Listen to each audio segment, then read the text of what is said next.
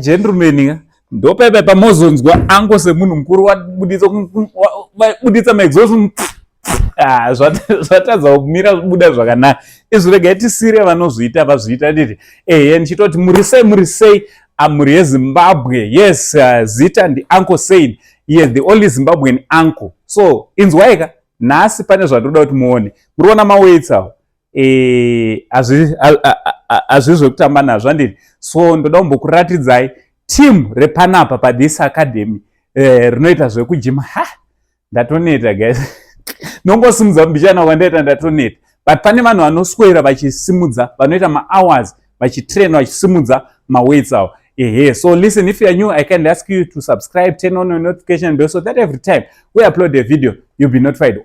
Also, don't forget to follow us on our Facebook page, that is Saint TV. Same applies TikTok, Instagram, kwese. And I'm not follow ikoko. So nasi trikuno kwa Highfields mushamukuru in the capital city of Harare. Pandroda uti timbo taura. It's just a simple conversation. Ne team repa academy panapa. Also, pane the strongest woman in Zimbabwe. Uyu ndiye anokwanisa kukudhabhura ime sanity. So imichita I say, come and let's see. Sasa ndakupromise kuti I'm going to have a conversation. This is just a conversation. Ndavaona vari pa session. So handisuda vapedzera time man. Handisuda vapedzera time. Ndoda kuti ndivasiye vachiita ma workouts. Momati ma workouts. Ma workouts. Chekutanga, thank you very much nekutipa mukana wekuti tinge tiri tinokurukura. Anditi.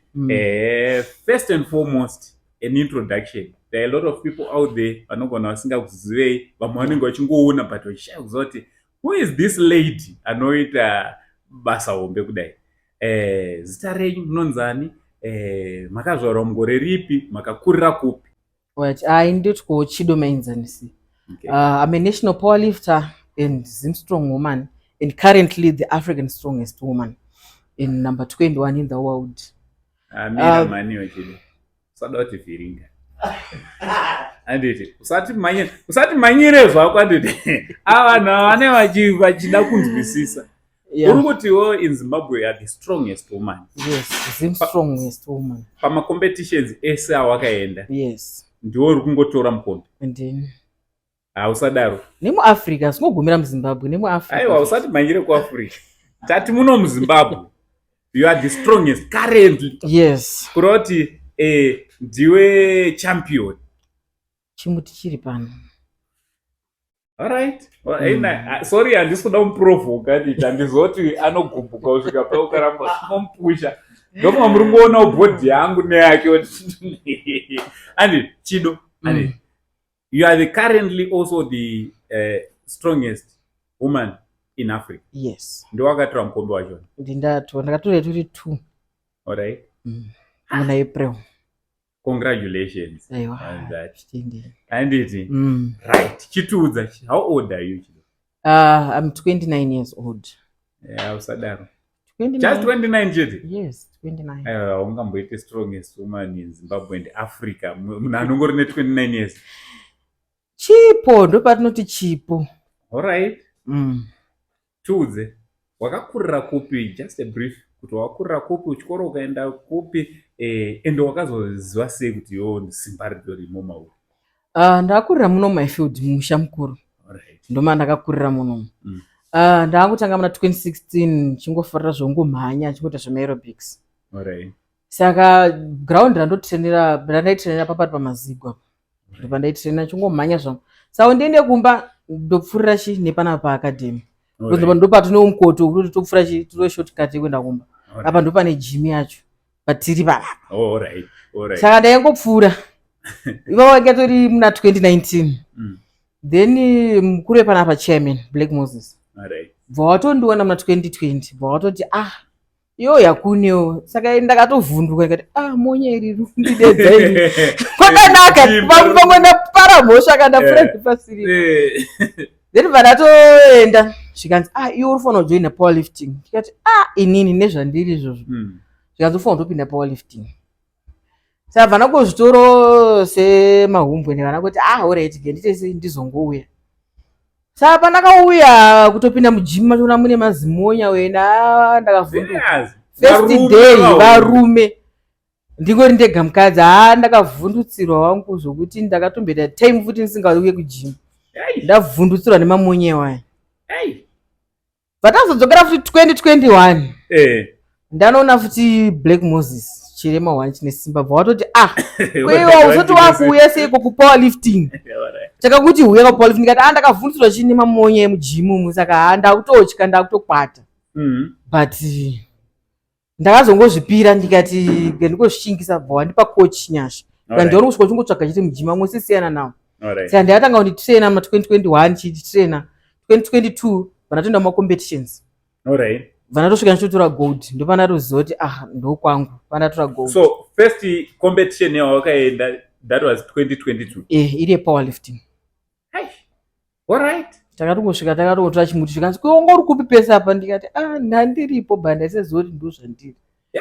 So kurava kuti ipapo ndo pawakatodiscover kuti simba ririmo rakawanda. Yes. But kumashure okuti timbodzokera kuchikoro wanga usingambonzwe wegere kuti kana mafesa awo ndogona kungokapusha kakaduro.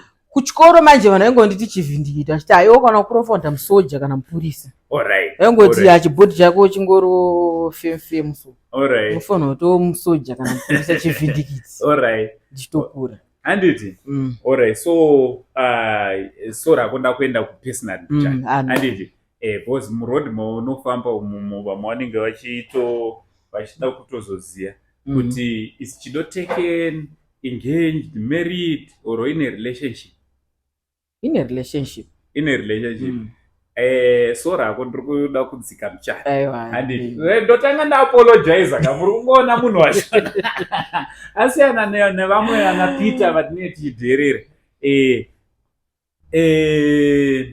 anoitawo zvekujima here kana kuti anoita zvekujima handiti akatongoona ndokuti zvibhaladza but akagara achitomujima angatogara achitojima but inyaya yekuti zvatinoita uri kujimu unongozvizoti ndiri pabasa saka ndifanira zvekujima but kana tatokunzwa kuti tori vanhu vatori soft zvonoshamisa kuti vanhu vanonga vachitya chii tori vanhu vatori soft kana takunzwa kuti hatomboite sezvejimu tetatoneta nejima unapa ndatoneta so ndatraina 4 hours ndetatoneta ndisingatodi zvekutonetsana nevanhu zvokuita sei saka unongotoda kutongogara zvako watongorelaxa uchizorora nyama bhozi mangwana futi nchamukira ndichisimudza simbi saka unongosingatodi zvese izvozvo unonga watongorelax but vanhu vanoti miskoti manje akutoti masimudzira kuti asimbuku ndozvaonita futi kumba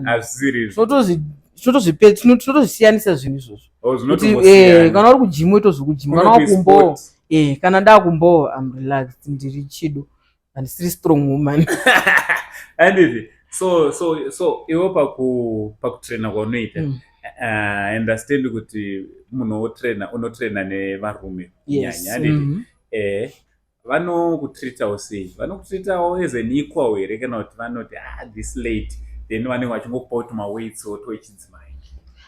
Inyaya yekuti at first vaimbondidzikisa vachiti uri mukadzi but ini manje nyaya zvandichiona macompetitions ndinoti ndiri kutamba saka dzosenda sadza kutraina nevarume chichiti yauri kusumudza no I can do it kuti if you can do it I can also do it zvejenda izvo hazvina basa izvo but yawasumudza iyoyo ndinotoisumudzawo ende izvo ndangana zvotondibatsira pamacompetitions kuti pandinozoenda unokombita outside Zimbabwe ndinenge ndiri chamvari chaicho ndiri chamvari chaicho chido munhu anoda sport nemwoyo wese anoda sport nemwoyo wese ende maweights mamwe acho anoendelaka undozoti munhu mukadzi so now tangoti maweights atoendela isusu tongomutiwo aendele maweights wa serious amunotosimudza mimi because ndaona muchirova ma 2040 kawana nomatrainer takuita so tangomutora as one of us. She's an equal. Sana hasa pa atonifonera ndina nananuka. Alright. Atonifonera. Ndikati anyazona katrainer makumo marwadza. But still ndiri kuuya. Nangozofosa kuuya. Alright. So munhu ane passion. Alright. Sport isingatoiti. So so you mean kuti anotokumotivata iwo. Yeah, passion. Yeah. Ndotaura chokwadi. Ndo imwe quality ndogara chimudza. Quality inonetsa kuwana kune vamwe. Unaona. Quality yekuti kuri kunaya here kana kuti asei kana ukati ndiri kunotraina unotraina. Unaona. So ndozvandingatauri. Because ndochinhu chakakosha. Yeah. Munhu anopusha nasiri negative. Okay. Yeah. Hey. Yeah. So ndru tiri papo makamutarisa handiti Chido. Muri kumuona achisvika papi nesport? Ndakamutarisa sekutaura kwaita kuti akaita number 21. Ndiri kuona nhamba iyoyo ichidzika stering. Hazvishamisi 2 years number 1. Hazvishamisi even nerate yari kukura because sport munhu anofanira kukura. Unaona? Body yake iri kuchinja. You ndotomubvunza kuti ndakurema makeji akati. Unaona? Akatoseka. Unaona? Ari kuchinja. So kura kwaari kuita nepower yake iri kuimprove futi. So Chido. Ndofunga wanzwa zvatauro. Handiti, this is a male strong man. Handiti, ari kukutreata as an equal. Ndofunga wanzwa zvataura. How do you feel uchinzwa mashoko iwawo achibva kune munhu rume waunotraina naye iwe semunhukadzi?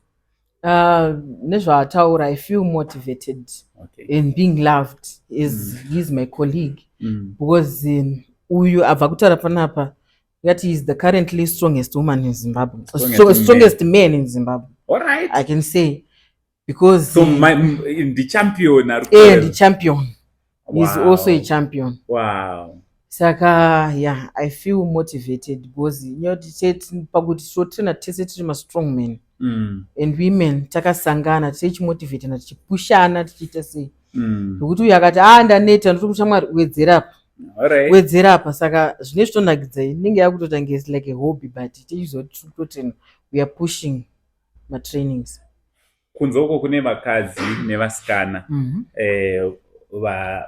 vainspire vanotozvinzwa kuti ndinogona kuzviita. Ungada kuti kudii kwavari? Ndinovati tinokudai ngavauye, come in with your numbers. Tinotokudai, uyai tigotraina panapa paBlack Moses Academy. We are free to train you. Chatinongoda chete is your passion of the sport. Then we'll treat you and train you and then you go far.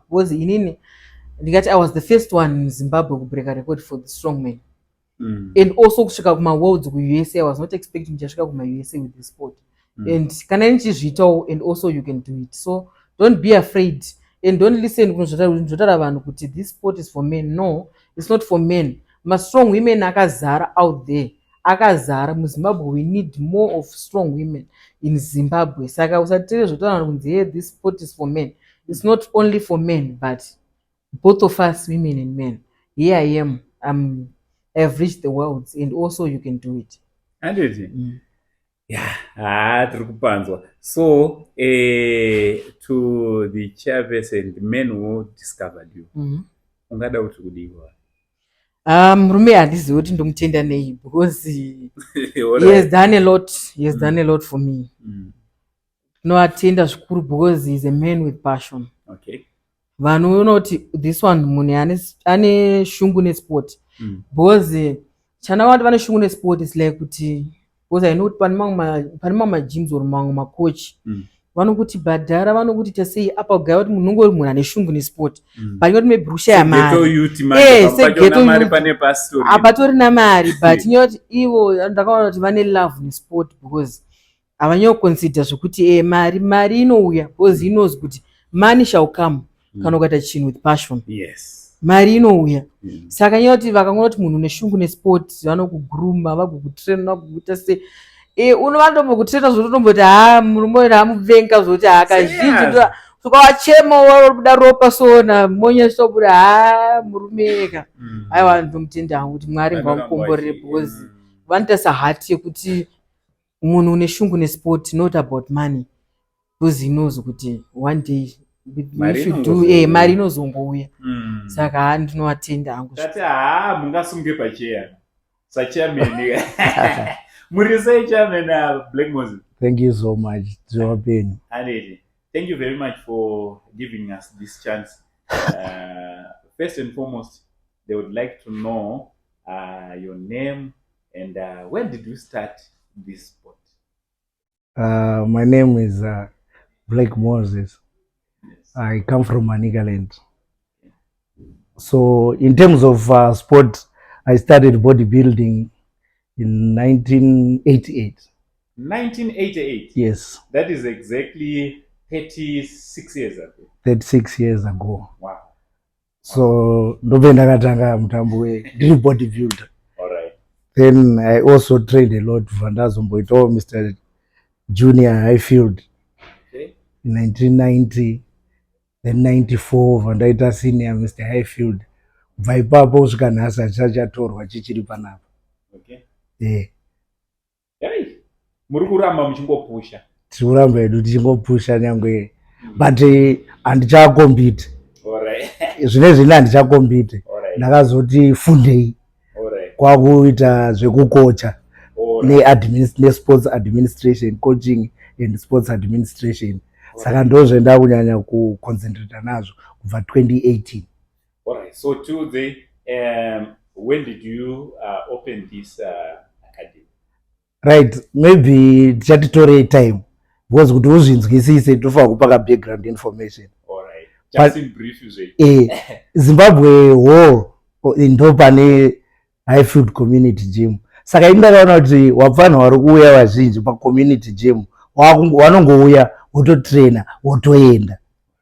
Saka hapana anovadzidzisa 1 2 hapana zvezvakare nokuti anozokwanisa kuti andokombite kana kuzobenefita out of sport. Ini ndobva ndati aiwa sezvo ndiri pano paHighfield Community Gym and also as the chairperson, let me have an academy yekuti isusu takubika maathletes anozokwanisa kuti aende kumacompetitions kana kubasa chaiko as bouncers. Ndo kwakatangira nyaya yeacademy 2018. Alright. 2018. Yeah. Alright. So so far tiri kunzwa kuti panapa currently ndimi mune the strongest men in Zimbabwe. Ndo pane trophy yachona ne strongest woman in Zimbabwe. Not only Zimbabwe, in Africa. And number 21 in the whole world. How do you feel muchiona this achievement? Chekutanga tinongokudza Mwari. It is through the grace of God. Tikashaiwa nyasha dzaMwari hapana kwetosvika. Saka zvese zvetakaachievha tinotenda nekukudza Musiki. Alright, so where do you see this academy in 5 years? Ndakatarisa vanhu vetiri kushanda nawo, maathletes endinawo. Then also as the vision goes, because tiri kushanda tiine vision. Ndine chiono chendakatopiwa chandiri kuteedza. Ndiri kuona kuti pamakore 5 anouya hatinenge taakumberi. Ndava pari zvino chaipo tine makore 3-4 tichinyatso kuita serious nepowerlifting nestrongman, but hapana atiatikunda kubva patakatanga. Saka ndichienda mberi takatongopindira nekutotora number 1 nekutotanga kutoenda kusvika nhasi. Wow. So ameno Ministry of Sport mungadawo kuti kudii concerning nyaya ye strongman? Are you getting support yakakwana? Mungadawo kuti kudii kwa vanhu? Support yakakwana chekutanga ndichocho chekutongoti kubvumidzwa kutoita sport iyoyo isupport pachayo. 1 toshanda nawo, and also if we need any recommendation havarambe.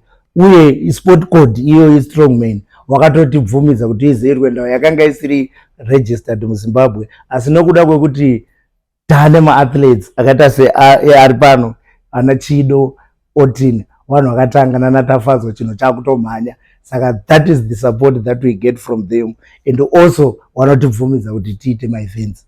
Alright. Let's go 2 start. Let's go aerobic. Let's go harder. 4. Let's go. 5. Let's go harder. 6. Let's go 6. Let's go 7. Harder. Go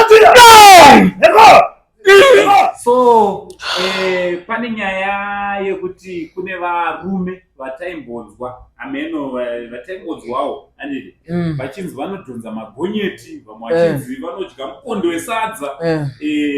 Ungadawo kuti what's your comment tichitarisa kuti you are the strongest woman in Africa? Vaiveka vaive tovapedzera veve because this sport haina kana gender. Alright. Haina kana gender kumbonzi murume kana mukadzi because simbi dzimwe dzavanotosimudza kana totodzisumudzawo inini. Saka pamba chose tiri kutombowakunda futi. Saka zvezve zvokuti gender kunzi murume anosumudza udarika mukadzi ndezvekudhara izvozvo. Serious? Ndezvekudhara. Tiri kutoda zvoti kana kutonzi kutoronga competition vari ipapa ini ndiri ipapa and then tochiona kamonyara aifamba inangu anambozviona but vanotosumudzana nemagonyeti. Inini ngwa ndofambisa negonyeti racho stiwani. Serious? Ndofambisa kuSouth Africa uku ndakamadhonza munomzwa machesu ndakamadhonza. Iwo varume vekudya sadza wewe unowakunda here. Kwati inini ndiri panapa ivo varipo vadedzei toita competition apa tese apa ndiripo I'm ready for them. Ndakatovamirira ndiri pano. Serious? Ndiri pano torodza kuti aiwa gender torodza kuti gender zvokunzi murume akasimba kudarika mukadzi ashandi ndezvekudhara kana vachoda ngavauye ndiri panapa. Alright, so ungada kuti kudii shoko rako rekupedzisira kune mafanza ako kune vamwe vanga vasati vanzwisa this sport? Chandoda kutaura ndechekuti please follow into my channel Zim Strong Woman and please keep on liking all my work and you can also join. Ndiri kutokudai uyai mafanza angu even panoenda macompetitions pandoposta pai. Please come in your numbers, especially muno muZimbabwe, come in your numbers and then support me. Muchinyatsozviondera nemeso munyatsozviona nemeso kuti aiwa zviriku hazvisi zvemaskits hazvisi zvekutamba tinenge tichiita basa sebasa chairo. Alright. Aiwa, thank you so much for giving us this time yoti tinge tino kusei muchidi tichimbopedzisa maworks.